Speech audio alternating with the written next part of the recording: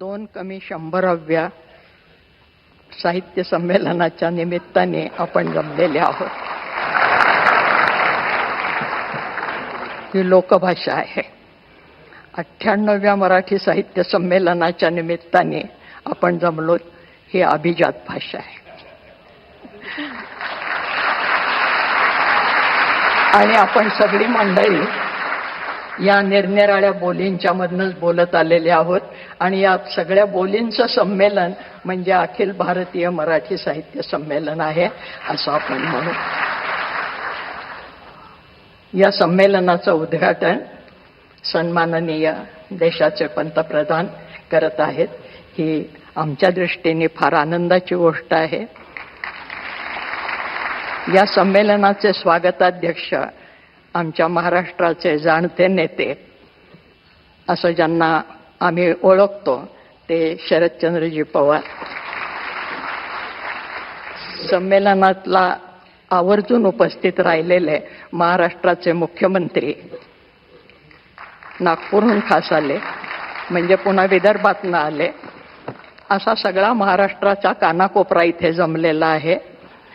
या अखिल भारतीय मराठी साहित्य संमेलन आयोजित करण्यासाठी आणि अध्यक्षीय निवड करण्यासाठी जी यंत्रणा आहे अखिल भारतीय मराठी महामंडळ, त्या महामंडळाच्या अध्यक्षा आमची मैत्रीण उषाताई तांबे, या संमेलनाचे पूर्वाध्यक्ष आणि आमचे सन्मित्र रवींद्र शोभणे, अशी ही सगळी या संमेलनाला मुद्दाम आम्हाला घरातनं आणून बोलवून इथपर्यंत स्वागत करणारे आणि मला इथपर्यंत सोडणारे या संमेलनाचे सगळे संयोजक संजयजी नहार आणि त्यांची सगळी टीम, आपण सगळी मराठीवर उदंड प्रेम करणारी माझे बहीण भावंडांनो, आज फार काही बोलायचं नाही असा दम भरलाय मला, कारण नंतर बोलायचंय. पण आपण आपल्या देशाच्या पंतप्रधानांना ज्या विठ्ठलाची मूर्ती दिली ती विठ्ठल रखुमाईची मूर्ती, हे आमचं आराध्य दैवत आहे महाराष्ट्राचं आणि हे आमच्या उदार संस्कृतीचं प्रतीक आहे.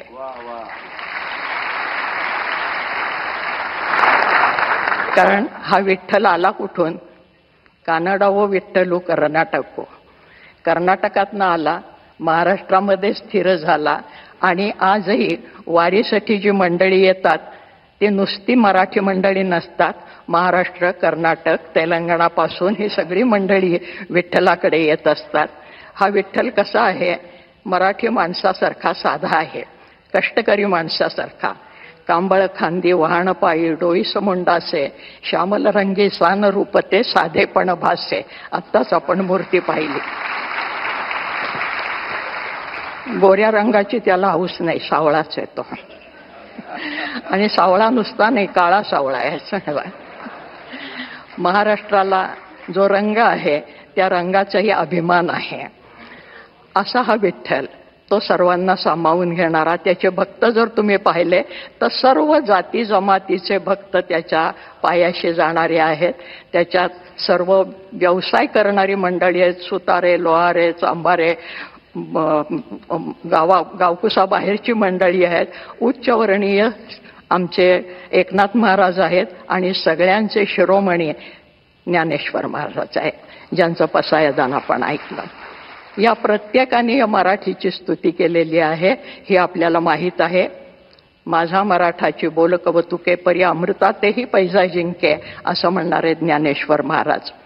संस्कृत भाषा दैव्य केली, प्राकृत काय चोरापासूनही आली, असं ठणकावून सांगणारे आमचे एकनाथ महाराज.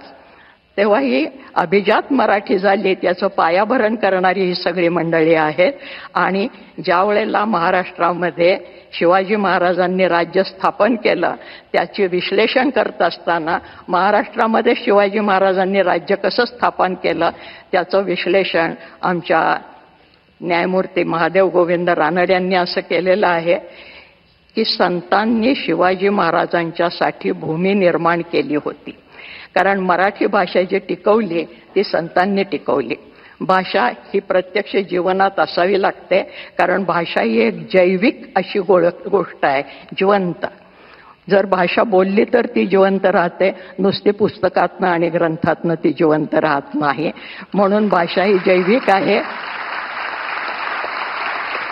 आणि महाराष्ट्राला सातत्याने पांडुरंगाचं स्मरण मराठीतनं करायला लावणारी ही भाषा संतांनी जिवंत ठेवली आमच्या.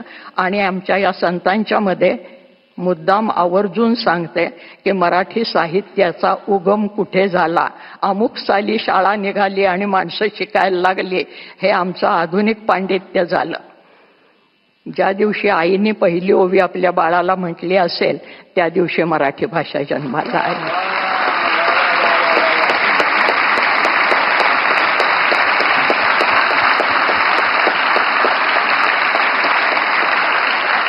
कांदा मुळा भाजी अवघी विठाबाई माझी, लसूण मिरची कोथिंबिरी अवघा झाला माझा हरी, असं म्हणणारा आमचा सावता माळी, त्यांनी ही भाषा जिवंत ठेवलेली आहे. फार कशाला, जनाबाई मुक्ताबाई तर आपल्याला माहितीच आहेत की विठ्ठलाला आणि जनाबाई बरोबर दळायला लागला, कांडायला लागला, पाणी भरायला लागला. जनी बैसली नाही आला पाणी नाही सणाला, मुद्दाम बोली भाषेत सांगते. जनी बैसली नाही आला पाणी नाही सणाला, हाती घेऊन घागरी देव निघाले तातडी, जनाबाईला आंघोळ घालायला. ही आमची मराठी भाषा. आणि ह्या मराठी भाषेला अभिजात दर्जा मिळाला आहे. या सगळ्यांना मिळून हे अभिजातपण आलेलं आहे. जास्त आत्ता बोलत नाही, पण आमचा हा विठू सगळ्यांना आपल्या पदराखाली घेणारा आहे, आपल्या सावलीखाली घेणारा आहे. या संतांच्या मध्ये अंत्यज म्हणजे ज्याला आज आपण BC आणि OBC वगैरे म्हणतो, ही सगळी मंडळी त्याचे परमभक्त आहेत.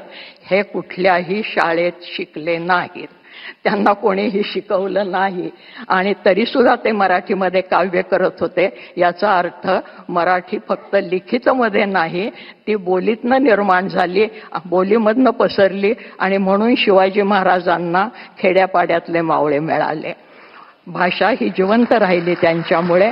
आणि भाषा हे संस्कृतीचं बलस्थान असतं. कुठलीही भाषा आजही जगाच्या पाठीवर कुठे हिंडत असलो, आणखीन मराठी शब्द ऐकायला आला तर आपण चमकून बघायला लागतो, तुम्ही नागपूरचे का, तुम्ही महाराष्ट्रातले का.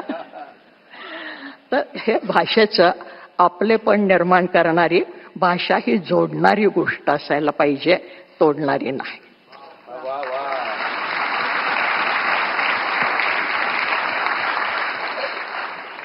पंतप्रधान महाशय हे महाराष्ट्राचं प्रतीक म्हणून आपल्याला दिलेलं आहे की ही भाषा जोडणारी आहे. याच्यापेक्षा आत्ता मी जास्त बोलत नाही, कारण संत साहित्याने आम्हाला शिकवलंय. पण अंत्यज स्त्रिया सुद्धा आमच्या बोलत होत्या, आणि आज ज्याला आम्ही पुरोगामी म्हणतो आणि कोणी कोणी उपहासाने पुरोगामी म्हणतात, ते पुरोगामी काही म्हणू देत, पण खरोखरच आमचे संत हे पुरोगामी आहेत. त्याची उदाहरणं जात पात पक्ष पंथ स्त्री पुरुष भेदाच्या पलीकडे. त्यामुळे स्त्री अध्यक्ष झाली हा महत्वाचा मुद्दा नाही, गुणवत्ता हा महत्वाचा मुद्दा आहे.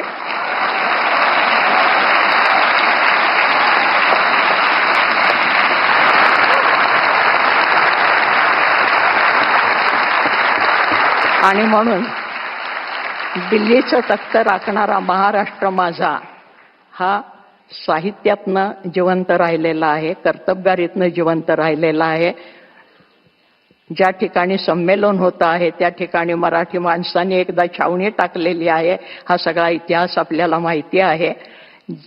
या संमेलनाचा 70 वर्षापूर्वी जे लक्ष्मण शास्त्री जोशी अध्यक्ष होते, त्यांना मी गुरुस्थानी मानते. त्यांचा सहवास मला काही काळ लाभला, त्यांच्याबरोबर मी काही काळ काम केलं विश्वकोशामध्ये, याचाही मला अभिमान आहे. त्या काळामध्ये जे काकासाहेब गाडगीळ साहित्य संमेलनाचे स्वागताध्यक्ष होते, आणि आज पुन्हा महाराष्ट्राचे शरदचंद्रजी पवार आहेत. तर ते काकासाहेब गाडगिळांच्या नावाने मला नुकताच एक पुरस्कार त्यांच्या नातवानी सांगलीला आणून दिला घरामध्ये, अनंतराव गाडगिळांनी. आणि कदाचित शरद भाऊंच्या लक्षात नसेल, परंतु त्यांच्या राष्ट्रवादीने एकेकाळी माझी मुलाखत घेतली होती आणि त्यानंतर त्यांचं कुठेतरी भाषण झालं. त्यावेळेस त्यांनी सांगितलं होतं की महाराष्ट्रामध्ये अजून कोण साहित्य संमेलनाचे अध्यक्ष व्हायला पाहिजेत. ती जी काही 5-6 नावं घेतली होती त्यात एक माझं नाव होतं, ते छापलेलं अजून माझ्याकडे आहे. आज असा गंमतशीर योगायोग आलेला आहे की ज्यांना मी गुरुस्थानी मानते ते शास्त्री बुवा म्हणजे जोशीजी, लक्ष्मण शास्त्री जोशी यांच्या जाग्यावर मला उभं राहण्याचं भाग्य मिळालं. ज्यांनी ती इच्छा प्रकट केली होती ते स्वागताध्यक्ष आहेत आणि ज्या प्रधानमंत्र्यांचा तो अधिकार आहे, त्या राजधानीमध्ये हे संमेलन होतं आणि प्रधानमंत्री त्याचं उद्घाटन करत आहेत. या सगळ्या अतिशय आनंदाच्या गोष्टी आहेत. हा आनंद आपण पुढचे 3 दिवस सगळ्यांच्या संगतीमध्ये घेणार आहोत आणि आपण एकमेकांचं मैत्र जोडून पुढे जाणार आहोत. कारण भूता परस्परे पडो मैत्र जीवांचे, हे ज्ञानेश्वर महाराजांनी सांगितले.